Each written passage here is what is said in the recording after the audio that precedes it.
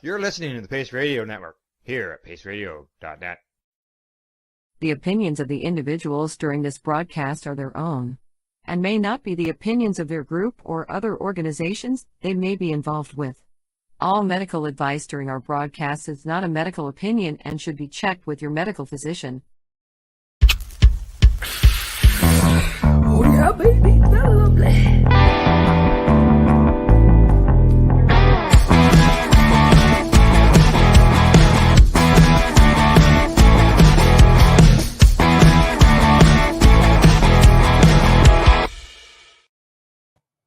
Good morning and welcome to Psychedelics and Cannabis Educational News. It's March the 6th, 2023, and you're live with News Talks. Rev Kelly and myself, Bell Graham, from the Legacy420.com news desk. Good morning, Rev Kelly. How you doing? Good morning. Good March morning. It's a beautiful morning. Nice to see you. Happy Monday. Oh, super sunny. You know, if we had started the show an hour ago, I would have had this great big streak of sun across. Well, you can see it over my shoulder here. Yeah. Yeah. And that's so weird because like 3 days ago we had like a huge blizzard and it was like doomsday around here or something. Oh yeah. We shoveled that out of that situation. Yeah. So weird. Yeah. So weird. Weird weather we've been having this winter. Right. Exactly. Well, you know, we're Canada, right? So as the seasons change, and I know the season's changing, you know, obviously we can see that the days are getting longer. But around here, another sure sign of spring is the fur baby tumble fur that rolls around. Yeah. Because I'll tell you, Tessa, she just loves to shed. Yes. Aw. Everywhere. Everywhere. Dog hair everywhere. It just comes out with clumps. Yeah. You know, it's just, Wow. So But we'll get your into sign. the groomers. We'll get into the groomers before spring's fully in stride. Get all that out of there, right? Yeah, for sure. Makes her more comfortable. So, and yourself, what's new at your end? Oh, I've just been working on Can Expo stuff, Al, getting everything ready for Can Expo coming up at the end of. Are you excited because the nominations or the voting has closed? So now you have to sit there along with all of the other nominees for the rest of the month and wonder if you've won. Yeah, and you know, that's my evil before laugh. You know what, the time will be there. Like we'll be there in what, 2 weeks? Yeah. Basically. Yeah. Don't say that. More than 2 weeks. I need more time than that. Okay. I'll give you 2.5. All right. Thank you so much. I need that. Thank you so much. All right. Well, shall we get started into the news? Yes. All right. First headline of the day is a update on the situations, and the headline here from CBC says Health Canada denies terminally ill Sask man permission to continue magic mushroom therapy. Kelly, this is disappointing. Wow. Shocking. After waiting 511 days to find out whether he can continue to use psilocybin therapy under an exemption to Canada's drug laws, a Saskatchewan man who is terminally ill with cancer got his answer, which is no. Thomas Harley was the first person in Canada to complete a legal therapy session involving psilocybin and to treat his anxiety. The sessions were life-changing, he says, but after 1 year, his permission expired in October 2021, and he had to reapply. This week, Health Canada responded that they intend to refuse his request. Here's a quote from Hartle. My options are really pretty limited. I can either just try to muddle through life without having any treatment, or, I would have to seek something in the underground, like so many other people have to do, although obviously it's a long ways from my first choice. Yeah, it was. It's obviously, and in the past reports on his situation, he's always maintained he doesn't want to go to the underground in order to do this. And here he is. He waited 500 some odd days, and they said no. So now he hasn't been left up with much choice, has he? Right. Hartle, a 54-year-old father of two, was diagnosed with stage 4 terminal cancer in 2016. He has found that psilocybin therapy to be far more be by far the most effective, long-lasting treatment to manage his anxieties about death. In an open letter to Carolyn Bennett, the Minister for Mental Health and Addiction, Hartley noted that his form of cancer typically kills patients in about 18 months. Wow. The length of time you spent waiting on this application is the typical lifespan of someone with my terminal condition, he wrote. Surely you can see how cruel this looks to spend the expected lifespan of the patient just watching what he does and says instead of being responsive and helpful. Hartle was initially granted an exemption back in October 2020 under Section 56 of the Controlled Substances Act, Drug and Substances Act, to use psilocybin under clinical supervision.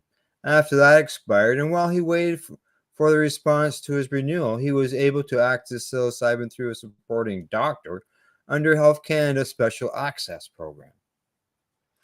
However, he had to travel to British Columbia for those sessions, an expense he cannot continue to afford. Plus, the doctor there, Dr. Valerie Masuda, says that she's an SAP representative, told her that she has been submitting too many applications and must run a clinical trial instead. Oh, no.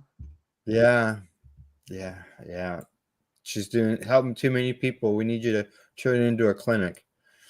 Hartle says that put him in an impossible position because I managed to find access to an SAP on 2 occasions.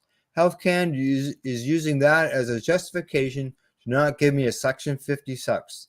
In the same message, they have said that they recognize that going to BC isn't financially viable for me. It feels like they're sort of hitting from both sides. They're using my creativity against me as the reason why I should not get such Section 56. How is this fair? I know exactly. The letter from Health Canada, which Hartley provided to CBC, says Hartley should pursue psilocybin through other routes. What other routes? After careful consideration, I intend to refuse your request for a subsequent subsection 56 exemption on the basis that there are existing regulatory pathways through which access to a legal source of psilocybin may be sought, such as the SAP, which is, yes, it's there. That's the other route. But as we've reported in the past, Kelly, we had read, it was somewhere around 900 to 1,000 people were on a waiting list. Yeah.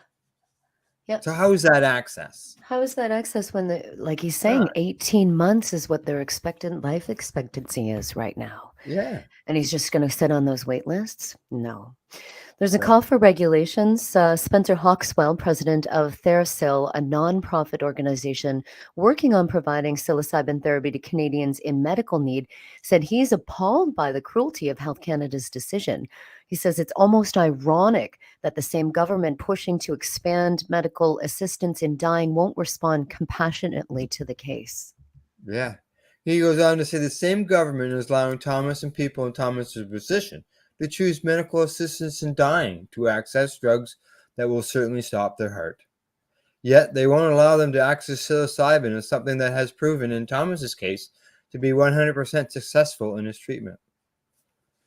And the solution is to regulate psilocybin the way that cannabis is, saying people should not be waiting on bureaucrats to confirm whether or not a doctor's clinical decision is sound, saying that should be the doctor, and the fact that the government is in the way is only contributing to the suffering and delays such as the one that Thomas experienced. Yeah, there you go. Wow. Update on Thomas. That's not good. Well, it looks like he's having the conversation and pushing for some changes, so hopefully that his voice will be heard. Unfortunately, with his condition, time isn't on his side either, right? No. So, all right, on to the next story. This one comes to us from StratCan. Headline says, Health Canada warns public to consume non-compatible extracts with caution. They have a press release. Some edible cannabis products were found to contain more than the allowable limit of 10 milligrams of THC per package.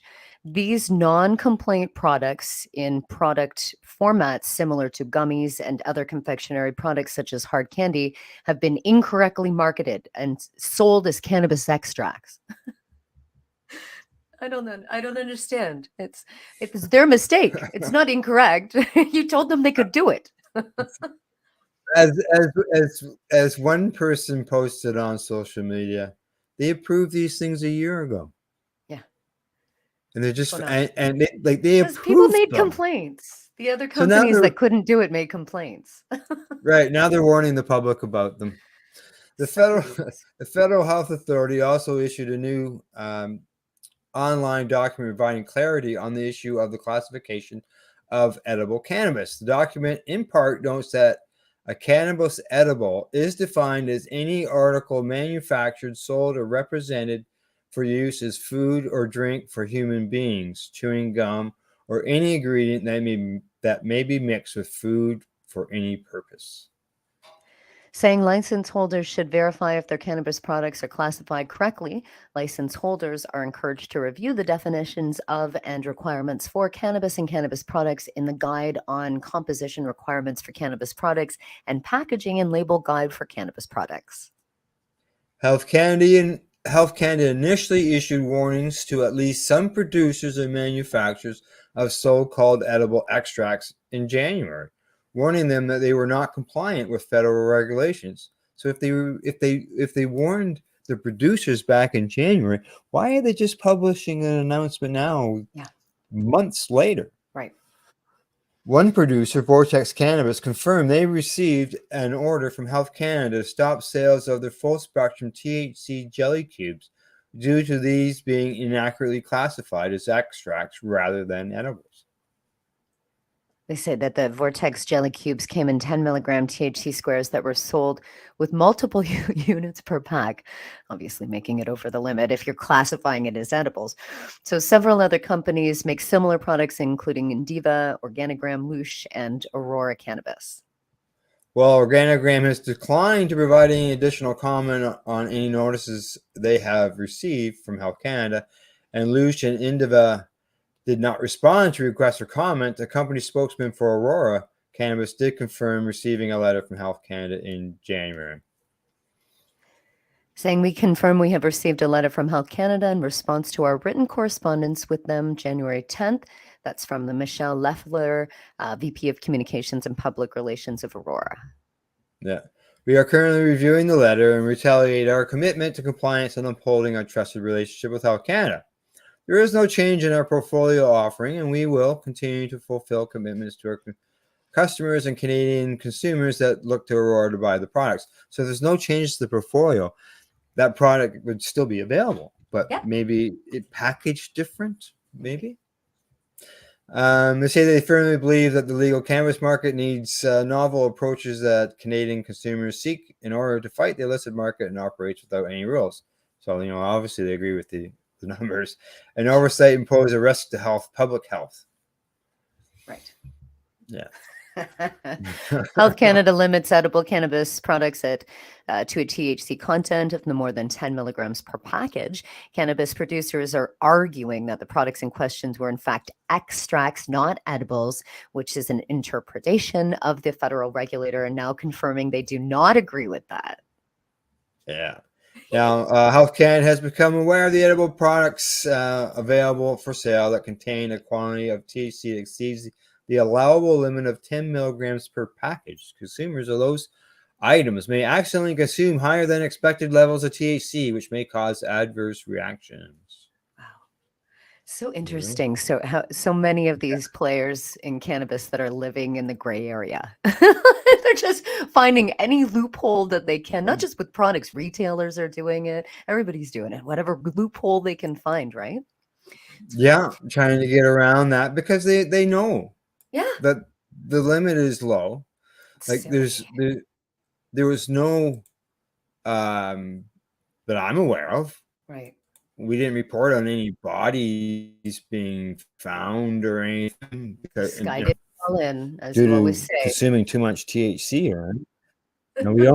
All we ever hear about is the kids. And that's that right. I put that towards more of the the non-responsible adult. So Yep, non-responsible. That's right. yeah, Well, that's anyway. It's a long article. It's fantastic. That's the way I look Funny at to it. see it kind of like a tongue-in-cheek kind of article because they're now just retracting on themselves. It's very silly. That's okay. It's all right. Yeah. Well, they made more news when they announced, when the word got out that these products were over the regulation limits by what So, yeah, we didn't hear any. I don't know if any accidents all of a sudden went like that person said they've been available for a year. Yeah. Thank you. Yeah. All right. On to our next story. This one comes to us from MJ Business. Canadian cannabis company Adastra gets permission to sell cocaine. Well, before anybody flips out, no, it's not being sold cocaine on the counter for the general public, because I know there are people that got worried about that, but no, that's not what it's about. Yeah. We'll explain. British Columbia-based cannabis company Adastra Labs has been approved by Health Canada to possess, produce, sell, and distribute cocaine, psilocybin, and psilocin. Yeah, the company received its controlled drug and substances dealer's license for the psychedelics in August, according to the news release. And the license was amended in February to include cocaine. The dealer's license allows the company to possess, produce, and sell and distribute for legal purposes only and not to consumers up to 250 grams. So that's 8.8 ounces of cocaine. And it's to import and manufacture coca leaves to create synthetics. So that's very specific about what they're allowed to do. Yeah. Possess, produce, sell, and distribute up to 1,000 grams of psilocybin and psilocin. There you go. So I think that the line that you read off, that to me says, well, they're not selling it to the general public. Right. That's what it feels like. They've been given permission, and then the public got word of it and then made it into this big crazy thing like this. Medical is gonna, right? And it's been a topic for the last few days. Yeah, exactly. Yeah. Now, a dealer's license allows sales of clinical and scientific research or for medical purposes that have been legalized. British Columbia decriminalized drug possession effective January the 31st to allow adults 18 and older possess up to 2.5 grams of opioids, cocaine, methamphetamine, and MDMA. But let's be very clear, trafficking those drugs remain illegal. In an effort to prevent overdoses, groups such as the Drug User Liberation Front offers a safe supply of tested, untainted cocaine, heroin, and methamphetamines to drug users in Vancouver. Advocates want legal avenues to buy drugs from pharmaceutical sources, but currently procure them through the illicit market through community connections and dark net markets, sourcing from vendors in Canada, according to the DULF documents. Mm-hmm. As for the psilocybin and psilocin, Canadians who want to legally access those drugs for medical purposes must apply through Health Canada's special access program. And sometimes you get denied when you're dying. Yeah, you do sometimes. Yeah, Adastra, their CEO Michael Forbes says harm reduction is a critically important and mainstream topic, and we are trying to be the forefront of drug regulations across the board. We will evaluate how commercialization of this substance fits in with our business model in an effort to position ourselves in support for demand for the safe supply of cocaine. Okay. Well, they talk about their shares and they talk about making some money and stuff. So it's, obviously a financial move as well here. Oh yeah. There's companies just don't do this for free. No. no. But hopefully it will help the people that are dying on the streets right now with the stuff that's out there, or switch to it. It's that transition, and all eyes are on Vancouver and British Columbia after decriminalizing. So we'll see how it goes, because Toronto could be next. I believe they're on the list to do something like this too. So hopefully some changes will be made. Yeah, Toronto's requested. I wouldn't doubt if they haven't, but they should. And that's probably Alberta as well. Yes. Requested. Yeah, unfortunately, there's some within the political world who is against those programs. Yeah. Just so you know. All right, on to our next story. This one comes to us from StratCan. Headline says Jamaica's Cannabis Licensing Authority pushes back against concerns with imported Canadian cannabis. That's right. They're not happy.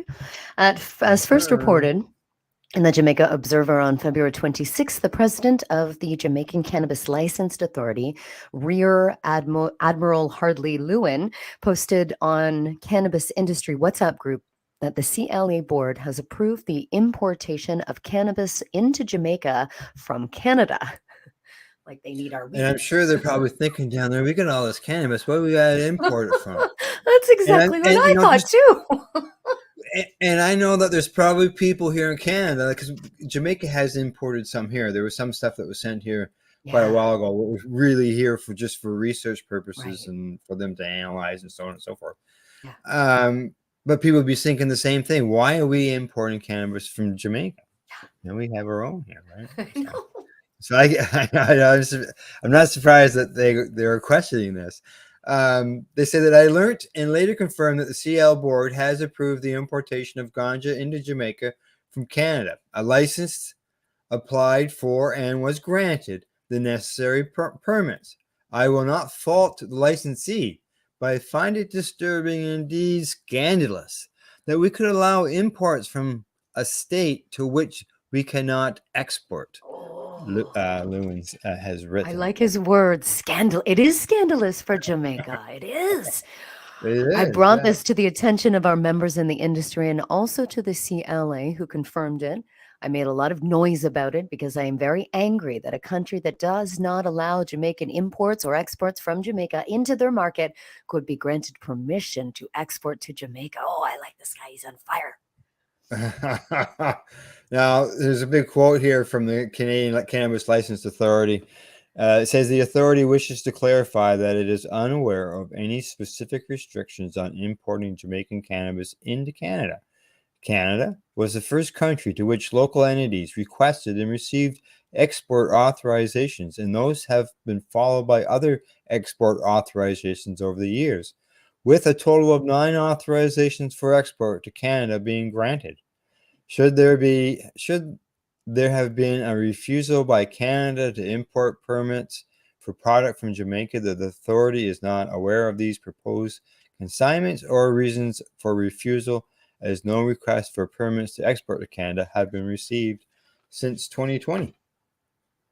Okay. I think they're going to start talking about it again. Probably. There's stuff happening here. Although he tells the publication that he wants the cannabis community in Jamaica to remain calm and keep their powder dry, Lewin is calling for a full review and says his concern is that Canada has supposedly rejected imports of cannabis from Jamaica. What? I'm not rejecting it. Bring it here to me. Oh, really? Interesting. Yeah.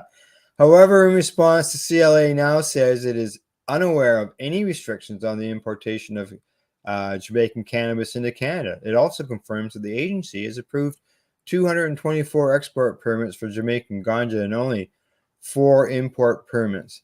In their memo posted online, and it notes that the concern that Jamaican cannabis growers with the import is largely based on the claim that Canada has supposedly rejected imports from Jamaica. Just so you know, Kelly, the next paragraph, I already read it. It was above in that quote. Yeah, we're almost at the end of this. Yeah. I know we have to move on to the next article, but wow, I hope something happens where there's an open line, like you can get it here, we can get it there, and so that everybody's happy, because I understand what he's saying. Jamaica is known for their ganja. That's what Well, yeah. I want it here. That's what I'm saying. Give it to us here. And if they're, if that will appease them there, then maybe we can send some. But why do they need our weed? With somebody in France, say, well, what do we need your wine for? Right. Hello. That's great. Yeah. All right. On to the next. There we go. And this one is the Victoria Island University launches collaborative psychedelic research center. Yeah, this one's really neat. It's the first of its kind in Canada, and it's the center that will be bringing Indigenous and non-Indigenous perspectives together for research, treatment, and program development. Wow. Yeah, the new Psychedelic Research Center at Vancouver Island University will bring Indigenous and non-Indigenous perspectives together to co-develop programming known as the Not Somewhat. I messed that up, Kelly. Center for Psychedelic Research. The institute will combine Indigenous, Western, and other ways of knowing for the development of psychedelic research and programming. The center, or their name, is a Coast Salish phrase that means working together as one mind and spirit. It is defined by the VIU Elder in Residence, Geraldine Manson. Wow, what an interesting concept. We recognize that Indigenous healing systems and Indigenous research methodologies have dealt with the complexities of human health from a holistic perspective since time immemorial, said Dr. Shannon Dames. Unlike conventional Western therapy, psychedelics involve a lowering of the typical defenses of the nervous system and ego to access areas of oneself and require a holistic and integrative perspective. As a result, there are additional safety considerations. This is wonderful that they're saying this. Yeah, and as a center, it's going to be doing research, and the Indigenous communities involved and heavily into this operation. The center is an example of reconciliation in action, says Dames. We do this by developing authentic relationships, committed to working through the historical challenges that we have inherited, and in doing so, carving a new way forward together. Wow. It's so holistic to be able to say we need to take a look at the ego, because you can't heal without healing the mind, body, and the spirit. But Western health just says, here's your pills. Here's the pills that you need to heal your body. But really what they're doing is tapping into the source of where it's coming from. This is incredible and so forward thinking. It's spearheaded by Dames. The center is co-led by Georgia Martin, who is a professor in Indigenous studies, and the center's Indigenous research lead, which is Dr. Vivian Sang. She's a psychiatric resident in the center's biomedical research lead, which is Jimena Chalchi. She's a graduate student. There's a cultural safety lead named Matthew Fleury.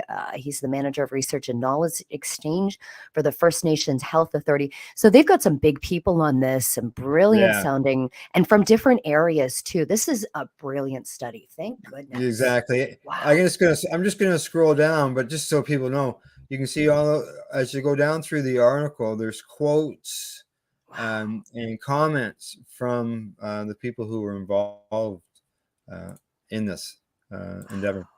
Look at that. I've got goosebumps reading this article, Al. This is amazing. Well, to know that this is going on here. Yep. Huge research that's going to come out of that. Yeah, exactly. Well, it's time for us to take a break and hear from our sponsors. Other than that, you're watching Psychedelics and Cannabis Education and News here on paceradio.net and cbgtv.com. We are people advocating cannabis education here at paceradio.net.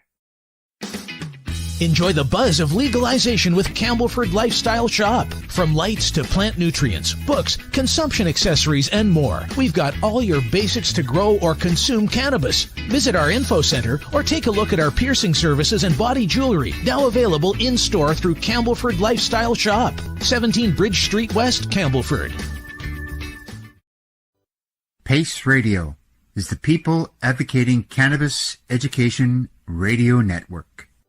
Are you a cannabis content creator? Are you looking for a place to have your content seen? If you answer yes to both questions, then you need to check out cbgtv.com.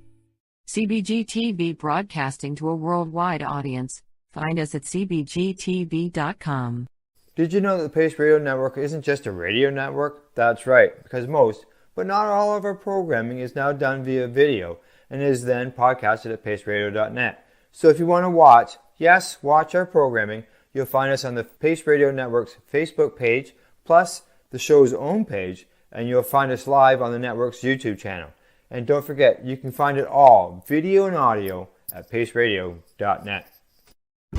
Legacy 420 have an awesome array of cannabis-infused beverages, from pop to Nature's Nectar's teas, all in amazing flavors. What a selection! We even have a delicious mango-infused juice, and let me tell you, it's delicious.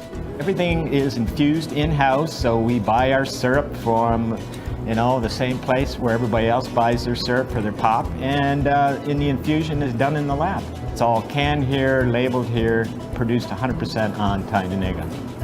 We have two lines of drinks. One's called our Nature's Nectar. That was our original line that we came out with. And then we also have a line under the Red E brand. We have them in 10 milligrams, 30 milligram, and 60 milligram cans. What a great selection for a get-together with friends or after a long day. Remember, if you want to wet your whistle with on-site lab-tested products, come see your trusted partner. Legacy 420 out on your road.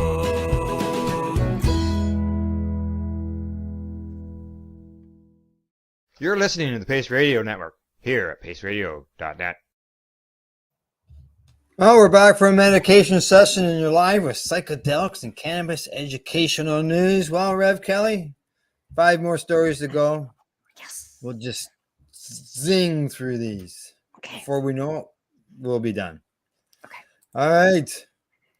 First story up from the marijuana moment. Justice Department launches marijuana pardon certificate application. Well, Here we go. Finally. Right? Look at that nice nug there. The Department of Justice on Friday launched an application form that people who were covered under President Joe Biden's mass cannabis pardon can fill out to demonstrate they were granted clemency. In October, Biden issued a proclamation granting a pardon to people who have committed cannabis possession offenses under federal law and in Washington, D.C. The relief was automatic, but advocates have pushed officials to provide an application that people can use to obtain certificates showing they are covered. That could be useful for those whose prior convictions were preventing them from obtaining jobs or housing, for example. Housing. Yeah, Wow. both of them important. Yeah. Those who were pardoned on October 6, 2022 are eligible for a certificate of pardon, the Justice Department said. Consistent with the proclamation, to be eligible for a certificate, an applicant must have been charged or convicted of simple possession of cannabis in either a federal court or D.C. Superior Court, and the applicant must have been lawfully within the United States at the time of the offense. Similarly, an individual must have been a U.S. citizen or lawful permanent resident on October 6, 2022. The president's pardon lifts barriers to housing, employment, and educational opportunities for thousands of people with those prior convictions, the department says, while clarifying that those who were convicted of state marijuana offenses do not qualify for the pardon. So if you've been charged statewide, you're SOL. Right. Now, the launch of the application comes one day after the Office of the Pardon Attorney released a draft Federal Register notice about the forthcoming form. And there's the tweet. The form itself can be filled out and mailed in or completed online. It asks for basic information about a person's qualifying federal cannabis offense. as well as demographic data. And there, just so any of our watchers or whatever know, there is a link to that form within this article. Oh, excellent. Yes, in addition to being used to process pardon certificates, the information may also be used to provide statistical analysis of the demographics of pardon recipients and application, the notice says. I wonder how many of them are going to do it, Al? How many of them have been waiting for this? Well, I would think that there must have been enough of them, yeah, in order for the government to react, because obviously they didn't start out with this. No, and it was something that people got them to do. I'm interested to see the statistics after, maybe a year or two, to see how many of these how many people were affected. Yeah, exactly. Yeah. Exactly. And the backgrounds and all that stuff. And, that type of information which they'll use, without naming names, but just use it as statistics on, absolutely, who used the program, so on and so forth. Right. So it's important. They say this is another small but critical step with Biden administration's coming in terms of the new cannabis realities and taking the first step in the right direction. Pardon attorney Elizabeth O'Dwyer said in December that the online application will be posted very soon. Yeah, this is very soon. But as the months have gone by, activists have expressed frustration about the delay. So there you go. There, it's the advocates. They're saying, "Hey, we need this." Yes. Biden's pardon, right. Biden's pardon proclamation was fairly limited in scope, as it did not free anyone who's currently incarcerated and excludes people who were convicted of selling cannabis, among other groups that advocates would like to see get relief. Yeah, the key word in the thing is it's for people that get charged with possession. The pardons attorney's office says it estimates that at least 20,000 applicants may apply for certificates. So there you go, Kelly. There's what their estimate is. Using the new form once it receives final approval from the White House. Management and budget. That's from their office. The application for the certificate is simple and will not take long to complete, between 10 and 30 minutes, the Federal Register notice says. The applicants must also provide a proof of their prior convictions or charges, which we estimate would take anywhere between 10 minutes to 2 hours of effort, including research, phone calls, and conversations with necessary personnel to obtain the appropriate documentation. So it looks like they give you instructions with that, sort of where you have of that, and maybe it would take half a day and then you'd have it, is kind of what they're saying here. It's the collection of the stuff that's required that can take some time. Sounds like it. They say they're estimating 2.5 hours. That's everything at the top end, but you can probably they might run into frustration along the way, whatever, but at least that opportunity is there for people to have a certificate. They can go to a place, maybe they tried for a job in the past or tried to rent in the past, and now they can say, "Hey, I've been pardoned. I no longer have a record." Right. It's good. It's a good step. All right, on to the next to us from MJ Bailey, and I think that Kelly's going to move to Las Vegas because they approved the cannabis consumption lounge rules. What are they doing? The Las Vegas City Council on Wednesday approved regulations for cannabis consumption lounges in one of the industry's most watched markets for cannatourism and hospitality innovation. The 7-member board, which includes the mayor, approved several new provisions that are more industry friendly than initial proposals. Most notably, the board chose to keep a 1,000-foot buffer between consumption lounges, a requirement overwhelmingly opposed by operators and advocates, but included an option for businesses to receive a waiver from the city council to bypass the rule and allow them to cluster near one another. So why make a rule anyway? you can bypass it if you have enough money. Some control. If you have briefcases full of money, then you can bypass it, I think is what they're saying. You know what Las Vegas likes? They're capitalists that like money, is what Las Vegas is. They know that these consumption lounges will bring in tourists. They know that it will make them millions, if not billions of dollars. Right? Go Las Vegas. It's Yeah. similar to breweries and car dealerships. They feed off each other to attract consumers. Oh, so they're looking at that. So if there's a cluster of cannabis lounges owned by people with briefcases full of money. Right. Yeah. Right.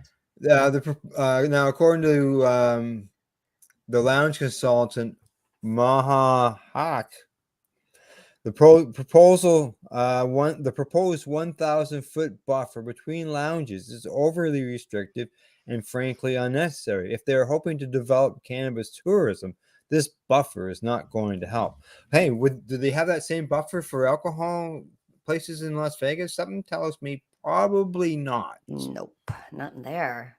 No. And Did you see here, that on the Strip? yeah, no, everything's got alcohol. I think people walk down the street with alcohol in Las Vegas. I think it's a prerequisite. They've also got some restrictions here, including a 300-foot buffer between different places. Yeah, city parks, 3 places of worship. Kelly, Wait, you can't have a lounge within 300 feet of a place of worship. Family group or group care service providers and public recreation facilities. So that obviously, there's parks, arenas, all that type of stuff. Right. Probably not the same regulations for alcohol. I think in churches in Las Vegas, they serve alcohol, is what I hear with Elvis.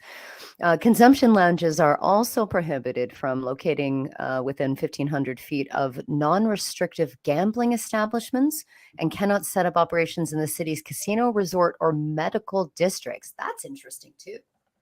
Wow, really, eh? Yeah. Approved fees include a $10,000 origination fee for lounge operators and semi-annual licensing fee not exceeding 3% of gross revenue, a $1,500 origination fee for social equity lounge operators lowered from the $2,500 in the initial proposal. So depending on if you're social equity, it's going to cost you $1,500. If you're not, it's going to cost you $10,000. Oh. And a semi-annual license fee of 3% of your gross revenue. Yeah. Interesting. They're trying to make some money there. Under the new rules, smoking and edible consumption outdoors is allowed. Let's reread that. Under the new rules, smoking and edibles consumption outdoors is allowed. I didn't read anything about being allowed edibles indoors in that sentence. Let's see if it says that. Yeah, the road to regulatory approval was a long one, as Las Vegas city personnel began drafting it in 2019.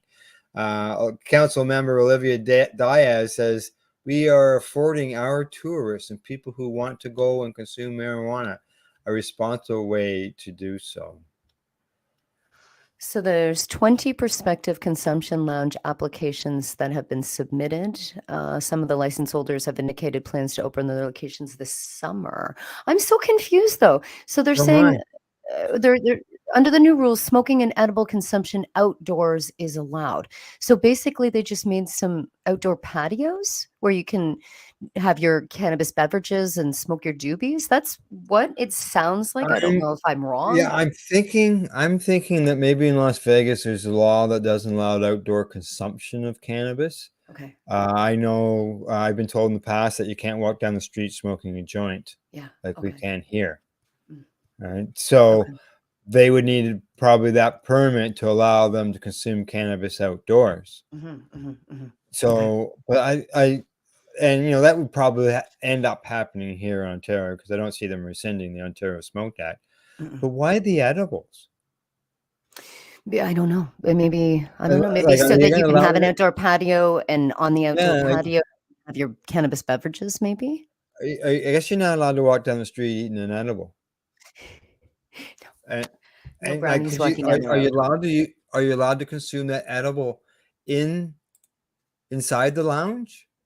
I was wondering. That's where I got confused, is because it said outside, so there was nothing there that said inside for smoking or edibles inside. So correct. Yeah, exactly. It just seems confused. I'm confused. It just seems indoors would just be a place for entertainment. Yeah. And everybody would end up sitting outside because that's where they're allowed to smoke and that's where they're allowed to eat. Yeah. At least it's warm there. Las Vegas is warm. It's okay. Well, yeah. Yeah, exactly. We'll take it All right, wherever we can get. on to our next story. From the Fresh Toast, CannaMoms, the key to global marijuana legalization. What do you think, Rev Kelly? I like this. I like this. I'm a CannaMom. The CannaMom movement is not just about cannabis, but about creating a society where parents have the tools they need to be the best parents they can be. Oh, this is part of the course I teach too. There you go. Yeah. Cannabis has long been stigmatized as a drug that's dangerous, destructive, and meant only for the lazy and the unmotivated. However, the legalization of cannabis has given rise to a new generation of parents who use it to help with the challenges of parenthood. Dubbed as CannaMoms, these parents are the subject of a budding movement that continues to gain traction across the US and Canada too. CannaMoms are mothers who are fighting for the right to use cannabis to help parent, to become better caregivers, and to fight against the stigma of being cannabis users. As more and more states legalize cannabis and social attitudes around cannabis continue to shift, the stories of CannaMoms offer a new perspective on the benefits of cannabis and the role it can play in parenting. The origin story of CannaMoms is rooted in the history of medical cannabis use. Mothers advocating for the use of medical cannabis for their children with disabilities brought the idea of cannabis as medicine to the mainstream. These mothers saw the benefits of the plant and soon began to use it themselves. What started as a grassroots movement is now a national conversation, with CannaMoms advocating for the legalization of cannabis for all adults. Yeah, I liked the part there about the mothers and the children. That's it's so true, and the fact that some of them call themselves accidental advocates because they weren't involved in the cannabis community in any way, and all of a sudden their child is benefiting from it. So they're telling people about the benefits that their child is getting from it. Yes. Yeah. CannaMoms attest to the benefits of cannabis when it comes to parenting. They use it to become more emotionally available to the kids, to tune in rather than tune out. Daniel Simone Brand, a CannaMom and author of the book Weed Mom, that cannabis has given me back sleep. It is truly a wellness tool, dose dependent, product dependent. Not at all just one size fits all kind of thing. But with cannabis literacy, with some education, there are all kinds of ways that moms can do this. Right. And CannaMoms like Brent aren't using cannabis to escape their responsibility, but actually to improve their ability to manage their daily lives and be better parents. Yes. Yeah. Parenting is a challenging task. It comes with its own set of struggles. As my friend says to me, when we deliver the baby, they don't deliver the book. Dealing with sleepless nights, temper tantrums, and the stress of raising a family can take a toll on one's mental health. CannaMoms have found that cannabis helps them deal with these challenges by reducing stress and anxiety. It provides a calming effect, allowing them to tackle difficult situations in a more relaxed state. CannaMoms Jaganda notes that once my family started seeing how relaxed I was, how more present I was, how happier that I was, how I was able to maneuver my day, they stopped coming after what I was doing.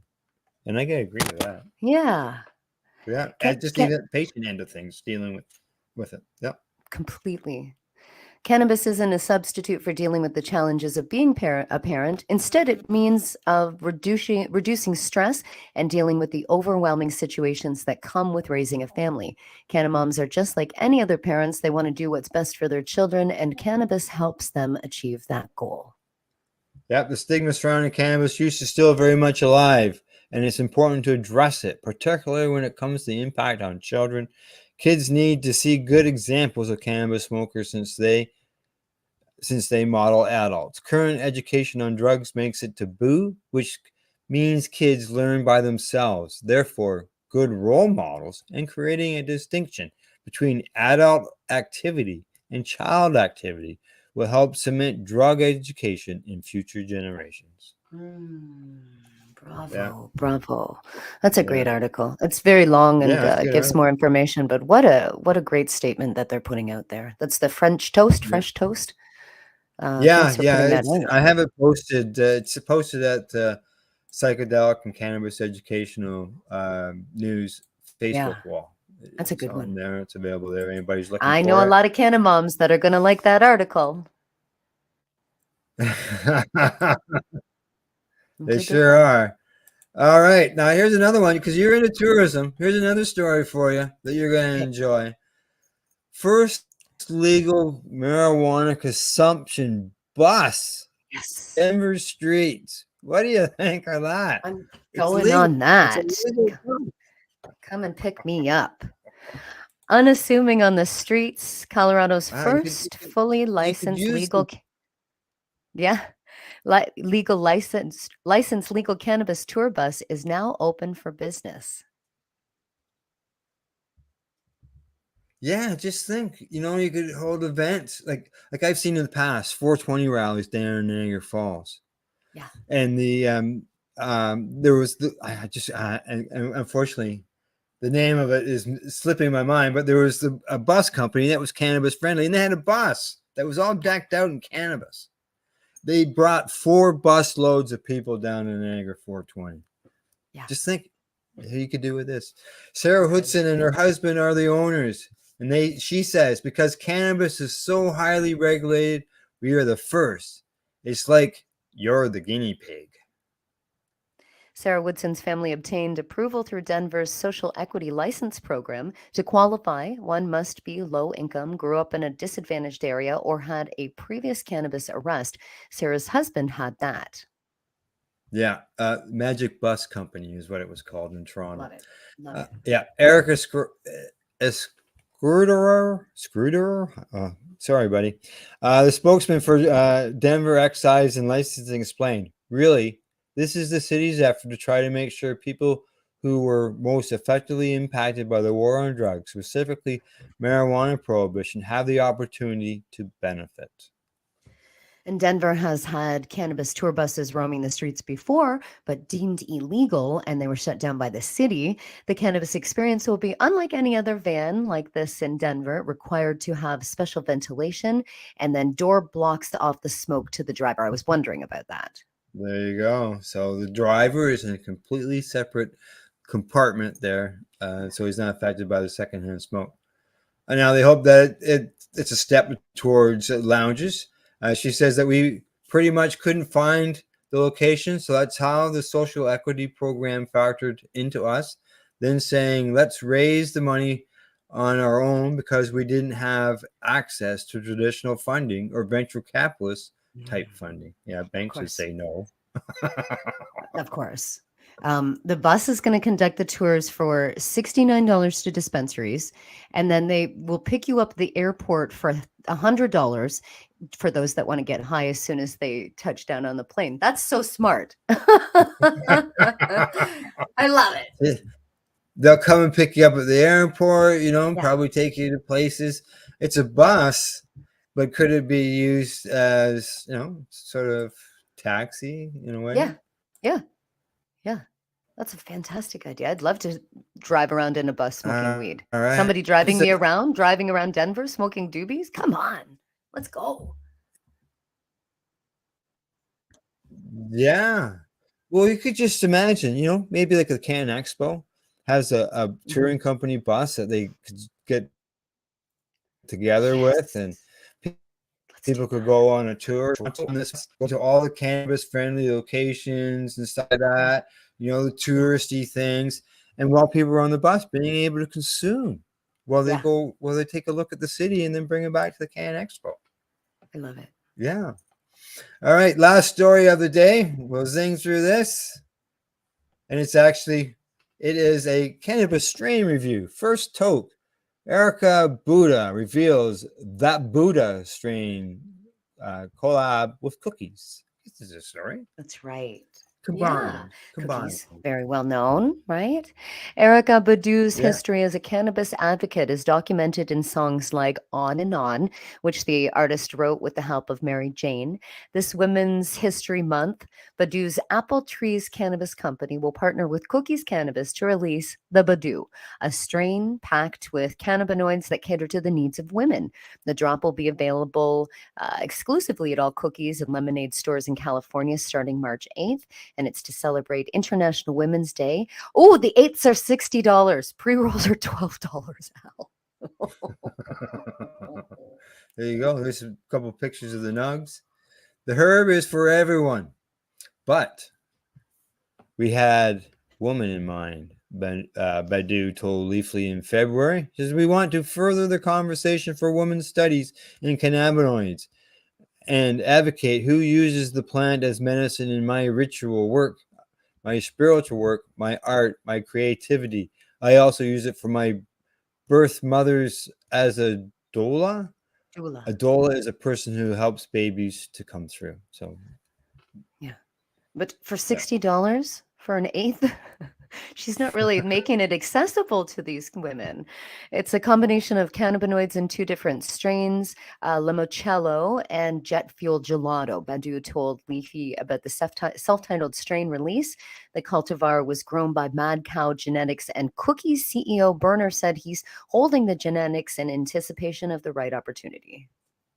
Yeah, well, That Badu's parent, Limoncillo 10, is a mix of the original lemonade and the all-time great cookies hitter cherry pie. I've had that. Berner says that jet fuel gelato genetics from That Buddha's other parent, one of a kind, punch to the wide range of fruity flavors. There's a quote here saying, it's a very finicky plant. The cultivars didn't really enjoy growing it as much as I enjoyed smoking it. It's really something special. It's different than everything that's on the market right now. It's got lemonade and cherry pie kind of smell. Oh, I want to smell it. Look at that. There's a picture of it right there. Look how frosty that is. Wow. That Buddha. That's nice. There's some information on that Buddha right there. As parents, original breeders, flavors, stuff like that. Sounds good. So, yeah, a bit Not of for that a price. review and an announcement. A review and announcement all in one. Right. So there you go. That looked like a good bud. Yeah. I'll have to smoke that one of these days. That's right. So, Rev Kelly, what's up? Got about a minute here, and then we got to fly. We're just doing Can Expo this month, but next month we come back with another temple on April 30th. We just announced that. I know you'll be there with Mr. Squishy. Yeah, Mr. Squishy and I will be there. We really enjoy going, like just going there and having the conversations with everybody. It's a great thing to do. We really enjoy it. So we're looking forward to April 30th. Okay, our high holy month. Yes. Not only are we going to have a 420, but we're going to have a 430. That's right. Right? Fun times. All right. Other than that, for our viewers on Facebook, YouTube, CTV, CBG TV, paceradio.net, that's it. And thanks to our friends at legacy420.com and the Camelford Lifestyle Shop. That's our Psychedelics and Cannabis Educational News broadcast for March the 6th. The next broadcast is with Rev, Cindy, and Glenn this coming Thursday at 10 a.m. See you soon. Bye-bye. You're listening to the Pace Radio Network here at paceradio.net. The opinions of the individuals during this broadcast are their own and may not be the opinions of their group or other organizations they may be involved with. All medical advice during our broadcast is not a medical opinion and should be checked with your medical physician. When you have a pain that's reached its peak, Legacy for 20, it's so unique. If organic cannabis is what you seek, here's your trusted partners 7 days a week. Suppository salves, vapes and drops, topicals, edibles, infused pop. Just when life seems like it ain't easy, at Legacy 420, enjoy a pop freezy. Lab tested products, make them the GOAT. Legacy 420 out on your road. Legacy 420 in Tyndonega Mohawk territory. Indigenous organic cannabis at its finest. What do you find at paceradio.net? People advocating cannabis education. Enjoy the buzz of legalization with Campbellford Lifestyle Shop. From lights to plant nutrients, books, consumption accessories, and more, we've got all your basics to grow or consume cannabis. Visit our info center or take a look at our piercing services and body jewelry, now available in-store through Campbellford Lifestyle Shop, 17 Bridge Street West, Campbellford.